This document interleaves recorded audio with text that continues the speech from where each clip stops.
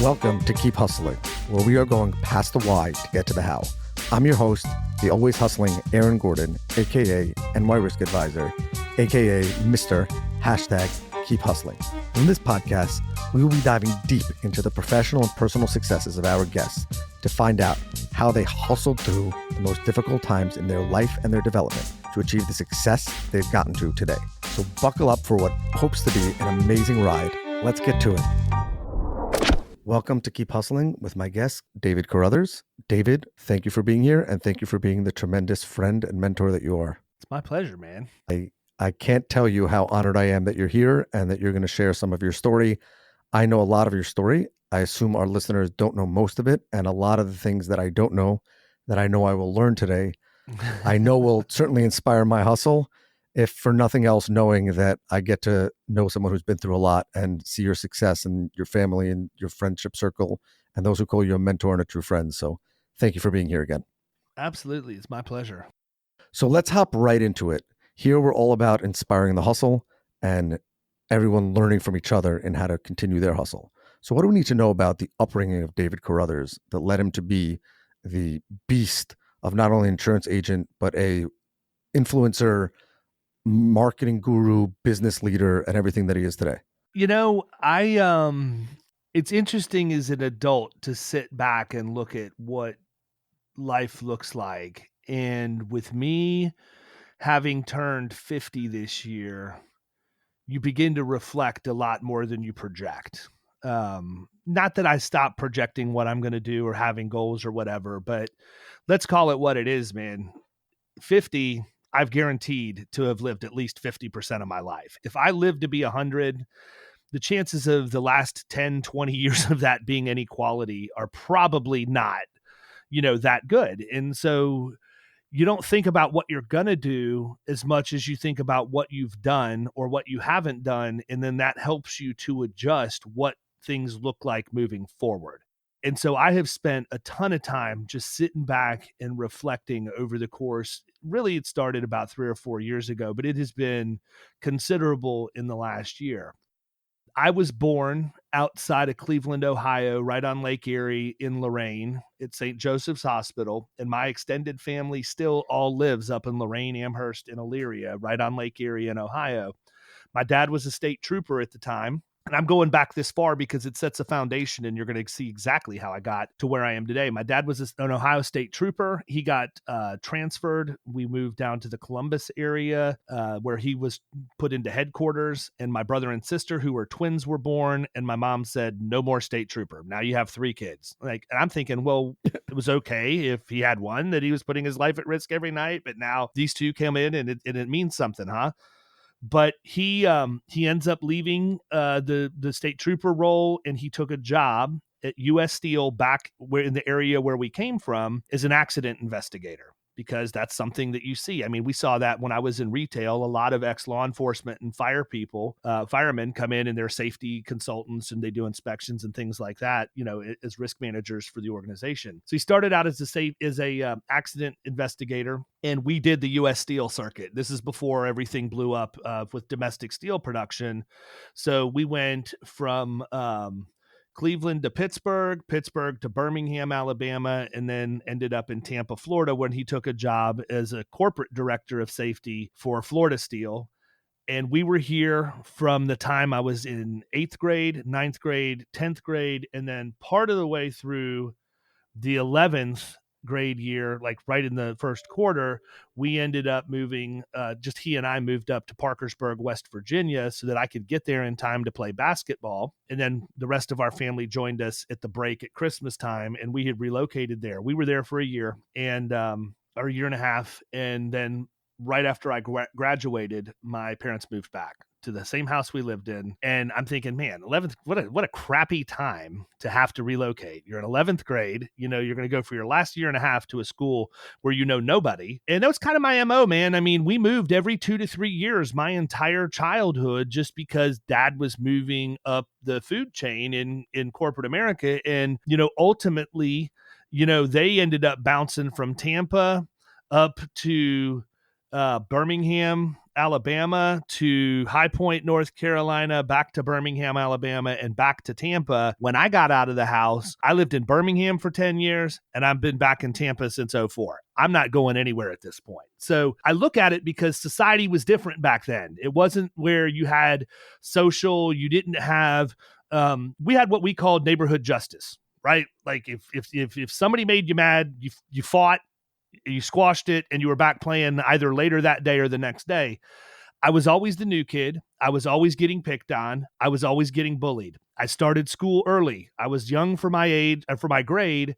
And so I was always a little bit more immature than everybody else. And I struggled with that. And I think the other thing that's notable is I wasn't diagnosed with having ADHD until I was an adult in my 40s. So once I got that diagnosis, a lot of the stuff that happened in my childhood made a whole lot more sense. But as I look back thinking through that section of my life, as much as it sucked at that point, I didn't have a choice, man. You're an 8-year-old kid. You can't tell your parents, nope, I'm not moving with you. I'm just going to go ahead and stay here. I was forced into that environment. I was forced to be the new kid. I was forced to be uncomfortable. I was forced to figure out a way how to get through. And as I look now, I can walk in any room, anywhere, and have zero fear whatsoever of talking to a complete stranger about any number of things because I was conditioned in my childhood to do that.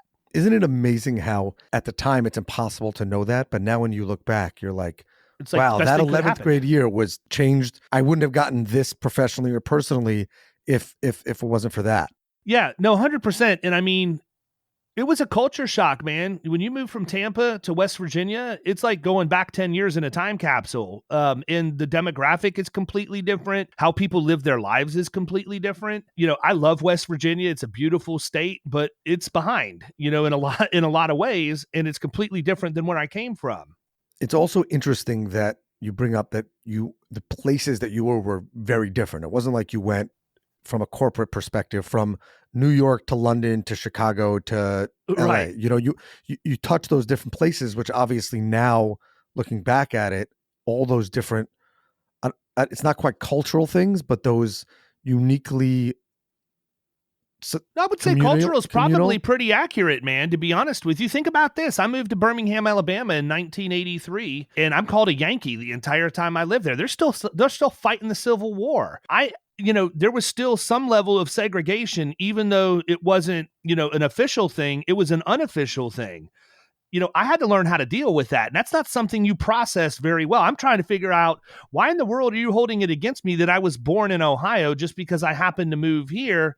And I mean, I don't ever try and put myself out there as being persecuted in any way, shape, or form. But I do have some general understanding of what it may feel like just a little bit, because here I am going in. I might be the nicest guy in the world. These people want nothing to do with me because I was born north of the Mason-Dixon line.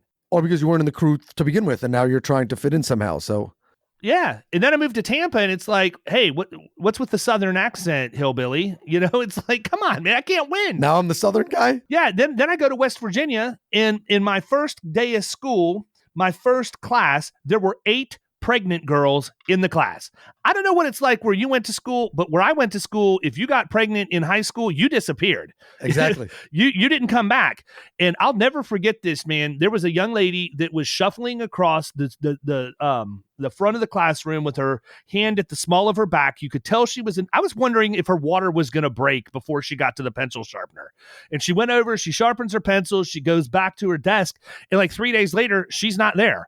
6 weeks later, she comes back and she had the baby. She took her time and she's back in school. It just things you don't think of. There was a dude in my graduating class that was 24 years old and had a wife and 2 kids. Like, that's just stuff you hear it and you think people are making fun of it. But the reality is that actually happens.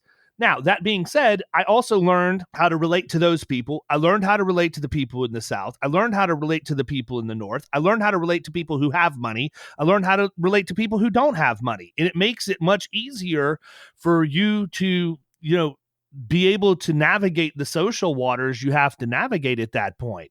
But if you continue the story, if I would not have gone to West Virginia, I never would have played baseball in high school because down in Tampa, far more competitive, far more political. Up there, they're like looking for people to play. So I walked into a situation that allowed me to then further my career into college, where I, started making moves at that point. So when I ended up leaving all of that and relocated to Birmingham and was in retail, running grocery stores, and then ultimately Super Target stores, all of this happens before I'm 30. So I'm 30 years old sitting here thinking to myself, what do I want to be when I grow up? Grayson was 2 years old at the time, and he really didn't know who I was because I was working 100 hours a week. I never had weekends off. I never had the fourth quarter off because that's when you're doing everything for holiday shopping and everything else. And so, I had to figure out what I wanted to be when I grew up. Well, based on how my dad's career path went, he was back in Tampa at that point, and they're still here. And he was the senior VP of risk management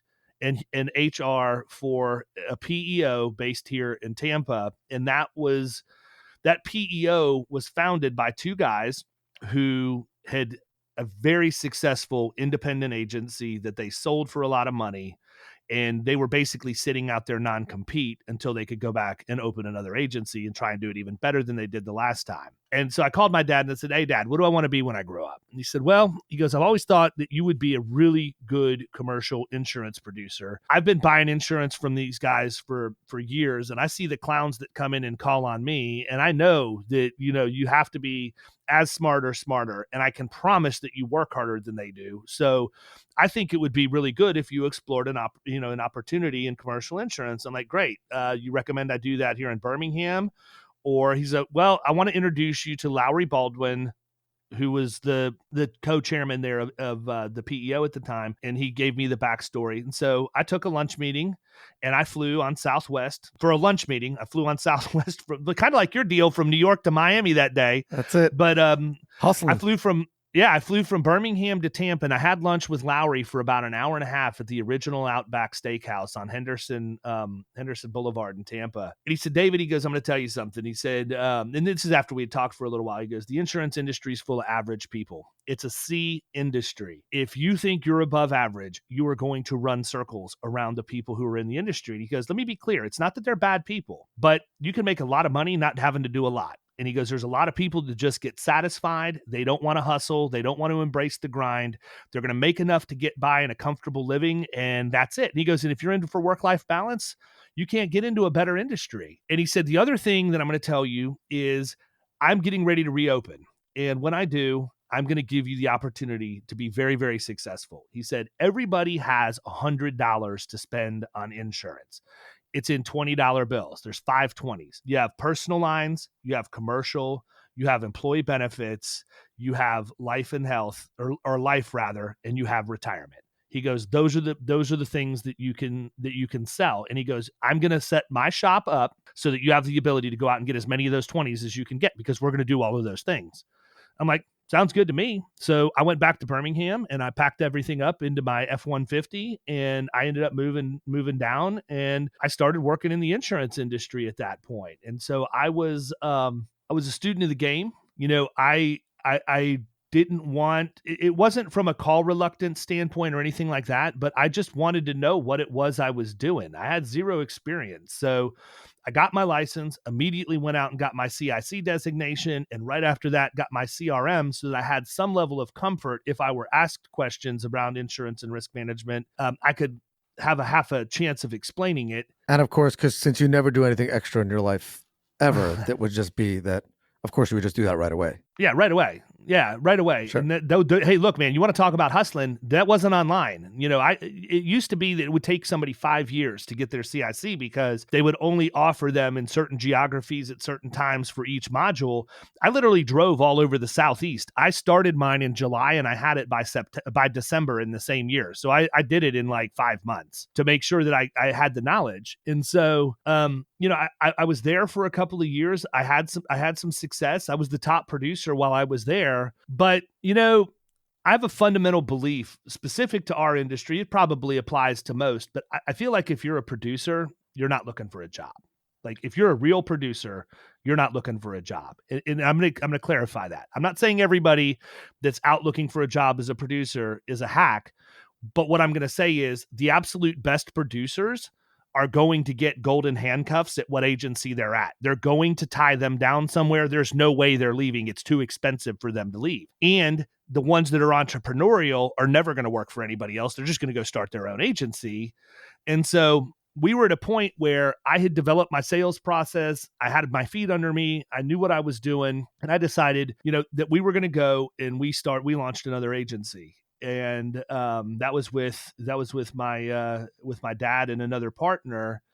And I did that for about 8 years. And I know you have another question, and we're getting ready to bleed right into that question. So if you want to ask it, then we can go from there. But that's how I got to the insurance industry and where I'm at today. Sure. So first of all, that's an incredible story. I love the fact that you flew for lunch. Love the hustle there. Love the fact you just pack things up and then just hit the ground running in any industry, whatever industry anyone's in.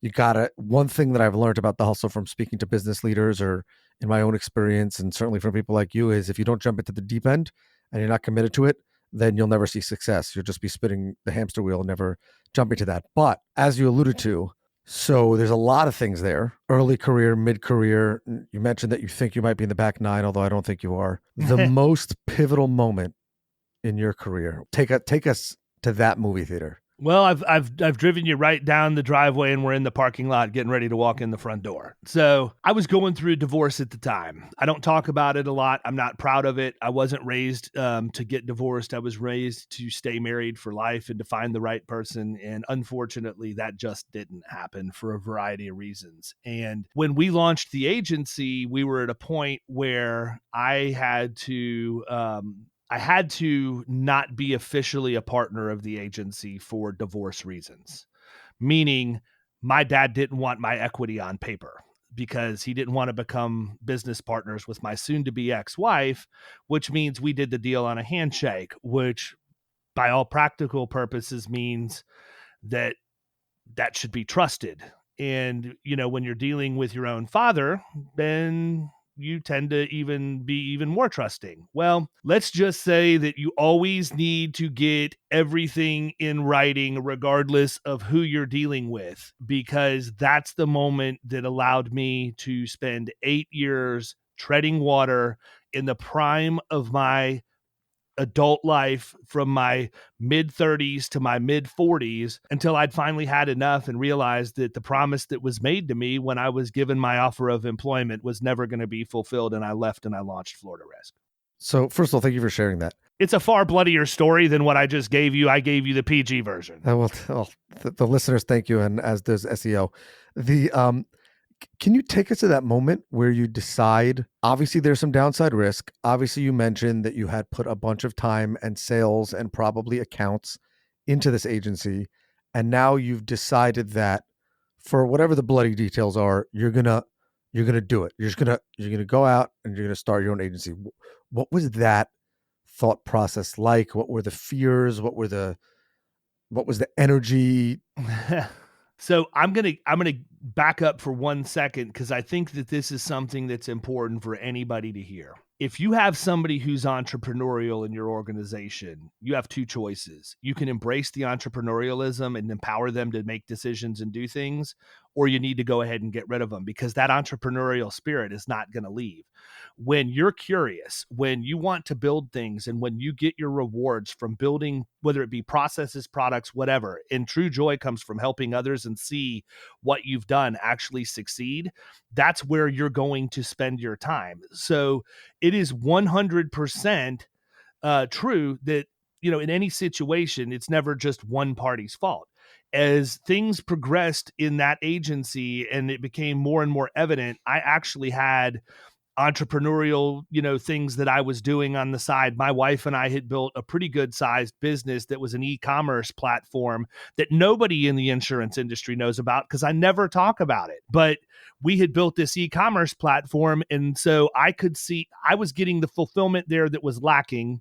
And my dad was getting more and more irritated with me because I was spending time doing that instead of spending time in the agency, when in the reality is, if I would have just had the ownership and the ability to do stuff in the agency, I'd have never had the other thing. Right. You were scratching that itch of the entrepreneurial spirit, having nothing to do with e-commerce. Know your people and be able to give them what they need to be successful, right? And sometimes that's just freedom and the ability to think and explore new ideas and different ways to do things. But sorry to interject. What I do want to say about that is, and the amazing thing about that for the business owners and managers and employers who do that, very often those employees actually grow their business the most because they're taking that entrepreneurial spirit, and the owner is reaping the benefits of that because they're giving them the platform. And if they don't have any reason to look elsewhere, that entrepreneurial spirit and that new way of thinking or new way of doing things manifests itself in the business that they're working in. So therefore, that owner actually sees the benefits financially also, not just having a more motivated employee. Correct. But what they lose is they lose some level of control over that person because they 100%. Have to give them the freedom to explore it. And what I take from all of that is I wouldn't have any of the stuff that I have today or understand the digital and social game if I didn't have that e-commerce platform. 100% of what I do in Killing Commercial or with the podcast or any of that stuff, that's nothing new to me. That's just new to me in insurance. I've already built that in another segment of the economy, and I just transferred that skill set over here. So I had to scratch the entrepreneurial itch, and that's what gave me the skill set to then take what I really love doing, which is being an entrepreneur, bring it back into the industry that I actually loved, and now I have it for myself. The problem is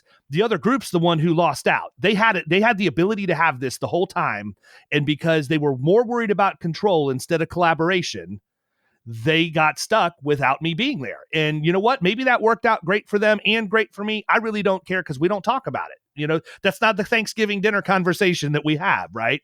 So all of that to say, I had to scratch that itch. But it's really important to understand that men and women are wired differently. I know, shocker, right? But when all of this was going down, we were in the dining room, or what's supposed to be the dining room of our home, and Andrea works from home. So her desk and phone setup and everything is on the left up against the wall. Mine's on the right against the wall. And I'm sitting there, and I had made my decision I was leaving, but I was also leaving the industry. Okay. I was done. I was done with insurance. I was so pissed off that I was not going to do anything in insurance anymore. I was going to do the exact opposite. And I had job offers to go into marketing from 3 Fortune 500 companies that have strong presence in this Tampa, Southwest Florida area. And we were sitting there. I'll never forget this, obviously, but we're sitting there and I'm trying to figure out which one of the 3 offers I'm going to take. I'm leaving the industry. Where am I going to go? And my wife, who is born and raised in New Jersey, and that's right, Northeast, here we go, represents that demographic very well, as you would expect her to. You can go with every generalization of a Jersey girl you want. She fits it, you know? And she just looked at me and she's like, "What are you doing? What are you doing, man?" And I said, "What are you talking about?" And she did not say it that way, by the way. But I said, what do you mean?" She goes, "Why are you screwing around with these offers that you have?" And I said, "Well, because they're good, because they're financially stable, because I want to make sure I don't put my family in a bad position, because I want to make sure I'm the breadwinner of the house." She goes, "All right, well, what you're telling me is you're doing this, but you're not going to be happy." She said, "You're not, she goes, look," and this is verbatim. She said, "I have listened to you bitch for 8 years about all the things you would do if you could just make some decisions. Why don't you just open up your own agency, do all the things you've been complaining about, and it should all work out fine. I've got a good job. You don't have to worry about whether or not we're going to have enough money to get by or anything else. Plus, we had the side hustle that was doing really well at that time. So that was really some of the seed, if not all the seed money for Florida Risk." But I said, "Honey, to be honest with you, I want to be the breadwinner. I don't want to put you at risk." She said, "I will support you 100% no matter what." And within 10 minutes, my FEIN was in my hands. My corporation was filed with the state of Florida. I had joined FAIA and had started to apply for my errors and omissions insurance. And I was off to the races, building my website because I know how to do that stuff, and all of those things. And that was it, man. That was the moment. And the moral of that story is this, and this is really, really important to me. And I think it's really important to a lot of professionals, regardless. If you don't have the support at home, if you don't have those people pulling for you, you're never going to reach your potential. Period. And so when I made the decision that I was gone, I was in Key West, Florida with my wife on a cruise, and I found out that I was no longer eligible to participate in the company 401k program, because as a direct line descendant of an owner of the organization, I was considered highly compensated. So at 42 years old, I'm standing on the streets realizing I have no retirement ability, no ability to save for retirement. I have no equity, which would have been my fallback position. And essentially, I'm standing here, and every day that I live in this situation puts me and my family further behind. And that's when I made the decision I was leaving, not necessarily going into the insurance industry. But the reason I tell that story is because that's exactly why Producers in Paradise is in Key West every single year.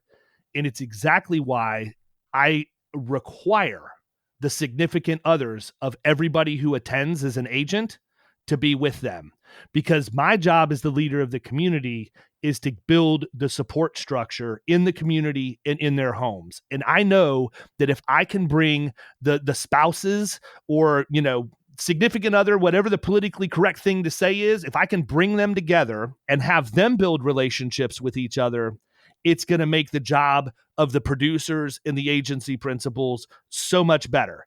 Some of Andrea's best friends are agency owners and producers' wives that she never would have known if we wouldn't have gone down this road. But it's magical for me to see somebody who's really not, I wouldn't say struggling, but they're trying to find their way. They're looking for their people. They're looking for how they're going to push to the next level, and they can come hang with us for that weekend down there, and their spouse makes friends, and they do things socially, and they make relationships in one weekend that last the rest of their life.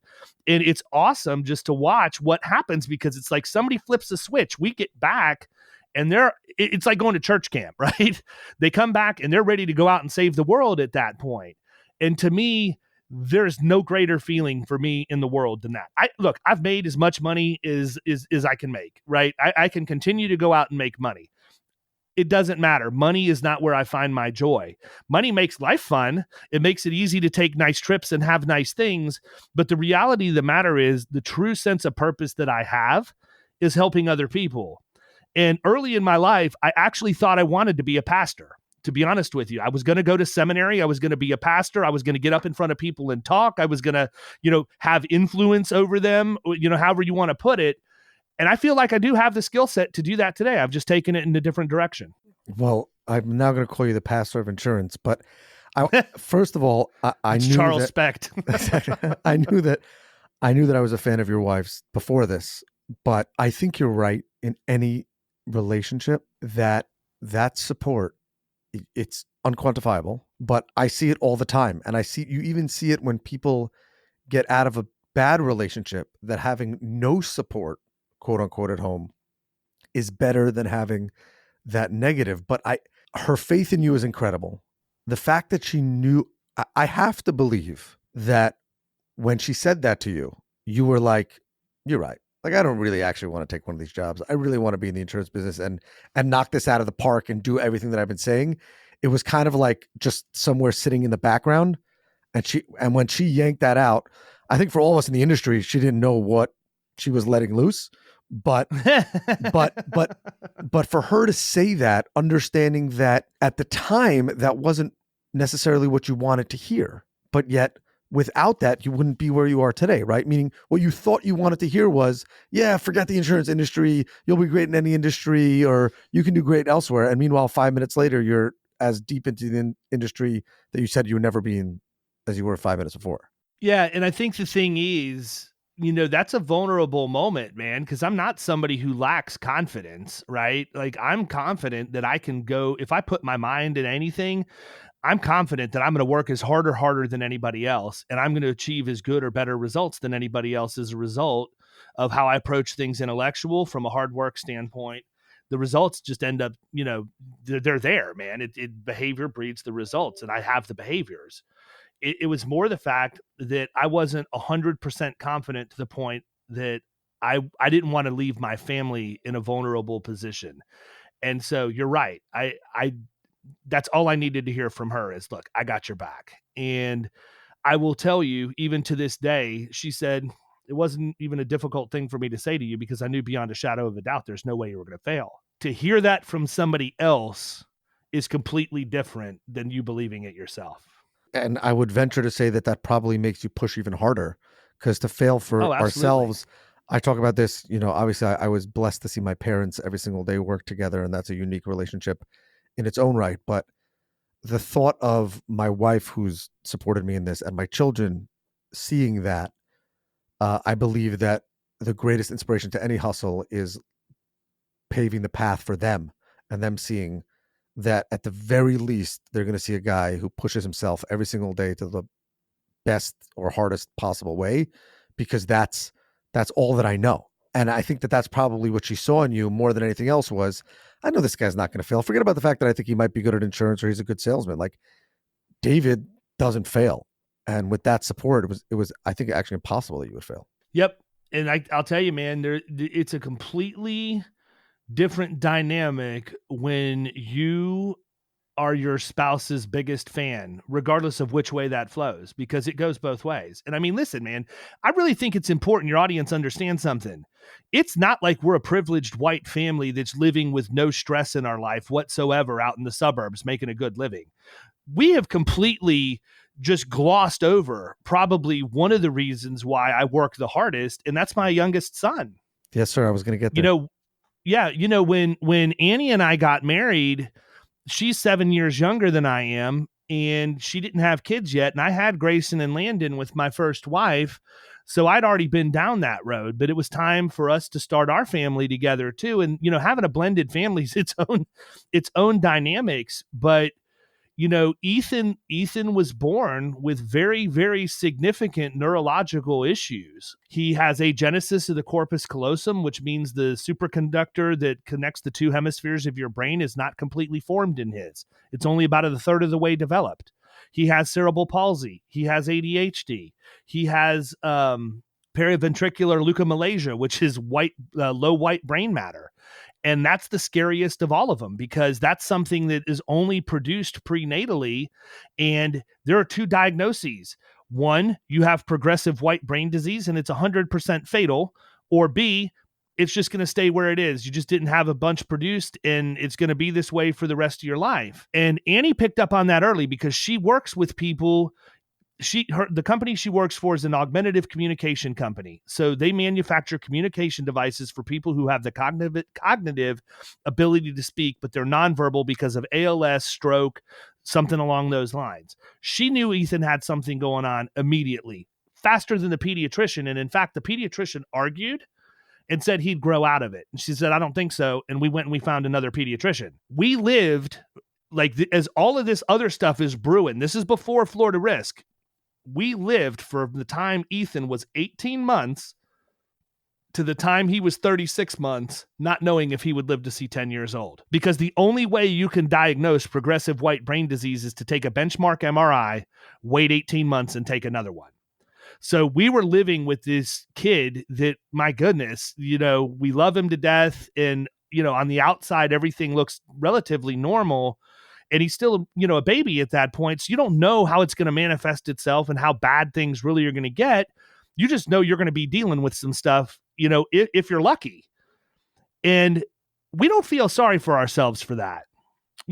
I think that Ethan was born to exactly who he needed to be born to. 100%. He has the best advocates on the planet. Nobody would be able to fight for him like we can. A, because of my resolve and my backbone and my ability to go and get in front of the school board and be very, very direct with them. And Andrea's because she worked with the school system with kids who had special needs. And she knew we needed to spend the money and get his diagnosis at Children's Hospital of Philadelphia because the people in Tampa weren't cutting it. We spent $100,000 plus out of our pocket flying back and forth up there. Medical insurance wouldn't cover it. But we needed the diagnosis, and she knew we needed the diagnosis because that's the only way you're going to get the resources when you get into the educational system. So we're juggling all of this stuff at the same time as we're going through a major career transition, amongst other things. So I want to be clear about that, because it's not like we were just fighting one battle. We're fighting battles on all fronts as we're going through this, and we weathered the storm. And I think that, and please correct me if I'm wrong, Had I asked David Carothers before he was born, before Ethan was born, and before you made that leap and made the bet on yourself, obviously with Andrew's support, if you would get out the other side in such an incredibly amazing way, you probably would have said, I'm not sure, or man, that seems exhausting. But I know I have a lot of energy. I'm just not sure I have enough for that. Well, I can tell you it's a whole different animal when you have kids, because Caroline was born when I was 40. And I can promise you she had acid reflux issues. So we basically held her 18 hours a day. But I told Andrea, I'm like, I told Andrea, I'm like, this is why people do this in their early to mid 20s. Like I'm done. Like, there is no way we're doing another one at this point. I don't have it in me. I don't have the energy. I can't stay up like this anymore. I can't get up and do the bottles in the middle of the night and change the diapers and everything.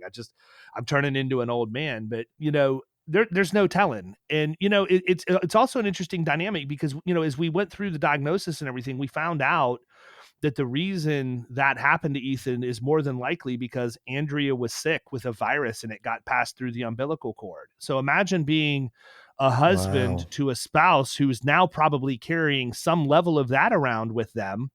And she has handled that with absolute grace. I mean, obviously it's not her fault she was sick, but still, you know how we tend to think about things. Go try to explain that to her in a moment. That's how we tend to think about things. And, just watching how she's handled that whole thing, she is just absolutely amazing. I don't say it to be mushy, but it is truly, truly the pleasure of my life to do life with her. Truly. I think that I can say after watching you a little bit from the outside and getting to know both of you that I will 100% verify that you are the best parents for that. And that advocacy is something that I admire. And I also believe from a hustle perspective that everything else that led up to that moment, all the trials, all the tribulations, you said it, you learned at a young age how to get up in front of a strange crowd and find your voice because you were traveling from place to place. Well, now how many people can get up in front of a school board and say their piece exactly how they have to say it to get their son the advocacy that he needs? Probably not someone that had it easy, quote unquote, their entire life. So that hustle early on again pays dividends, and packing your car up and starting the career and doing all that. I mean, is there any greater hustle than the result that we're seeing right now? And I got news for you. I don't think we're halfway there. I don't think we're halfway there, David. I don't. Knowing you, if there's anyone that I know that's going to be that, that we're going to see that video of the 103-year-old person breaking a Peloton record or something like that. There you go. I mean, I don't know the world's ready for it. Hey, I need to be the 50-year-old guy on the Peloton to make it to the 103. So me too. I'll do that at 36 and we'll see what happens. But there you go. I mean, David, your story is an amazing story of hustle, of grit, of inspiration. And I can't thank you enough for being here, for sharing it, for being so candid, for being the friend that you are and the mentor you are. We have a closing tradition here that the last question I ask all of our guests is their lifetime or current favorite inspirational or motivational quote and what it means to them and how it inspires their hustle. So the floor is yours.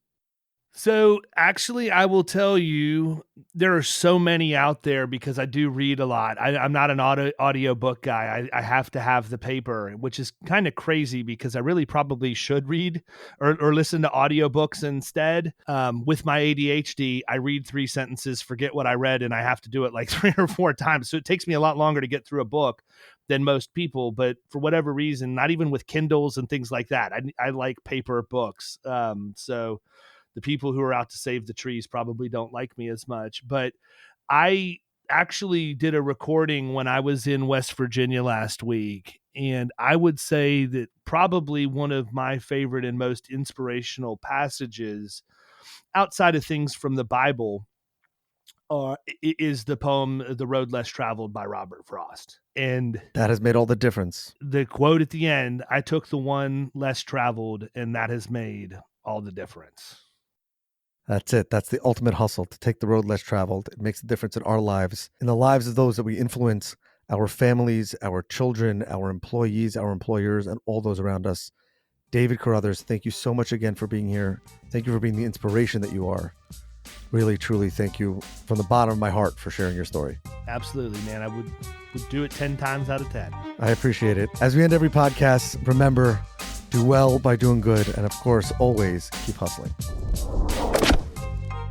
All right, hustlers, that brings us to the end of another fantastic episode.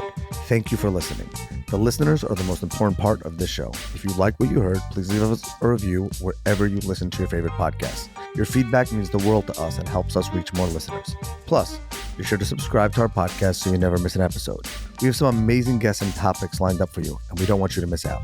And finally, if you have any suggestions, comments, or even just want to say hello, please feel free to reach out to us on all social media platforms. We are Keep Hustling Pod on Instagram, X, Facebook, and LinkedIn. We would love to hear from you to continue the conversation. Thanks again for tuning in and supporting our podcast. We truly appreciate each and every one of you. Until next time, stay curious, stay hungry, and keep hustling.